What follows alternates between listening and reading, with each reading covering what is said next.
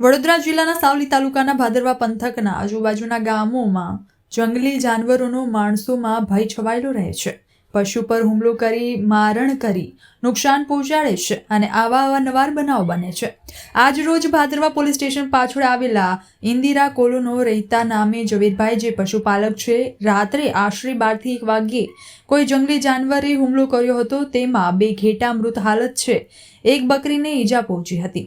આ ઘટનાની જાણ થતાં ગામના સરપંચ શ્રી મહિપતસિંહ રાણા ઘટના સ્થળ પર પહોંચ્યા હતા તો 2 ઘેટા મૃત હાલતમાં જોવા મળ્યા હતા અને એક બકરીના બચ્ચાને ઈજા પહોંચાડી હતી.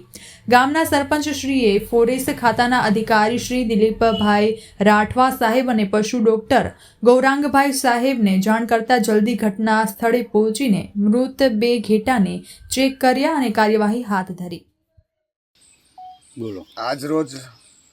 આજની સવારે મને 4 વાગે ફોન કરીને જણાવતા મને ખબર પડેલી કે મારા ભાદરવા ગામની અંદર પોલીસ સ્ટેશનની પાછળ જે અમારા કોલોની વિસ્તાર આવ્યો છે, જેના છેવાડાના ઘરોમાં રહેતા જુબેર ખાન, જેઓ પોતાની બકરીઓ અને ઘેટાઓ ઘરની પાછળ વાડામાં બાંધતા હોય, પણ રાતે કોઈ અજાણ્યું જંગલી જાનવર આવી અને એમના 2 ઘેટા તદ્દન મૃત હાલતમાં કરી નાખ્યા છે અને એક બકરીને પણ નુકસાન પહોંચાડ્યું. પોતાના બકરા અહીંયાથી વાડામાંથી થોડા ગુમ પણ થયા છે, કારણ કે ડરના માર્યા બકરાઓ આમ તેમ જતા રહ્યા છે. એટલે હાલ એવું જોતાં લાગે છે મને કે કોઈ જંગલી જાનવરે આ કૃત્ય કર્યું હોય અને મારા ગામના આ જુબેર ખાનને બહુ મોટું નુકસાન કરેલું હોય.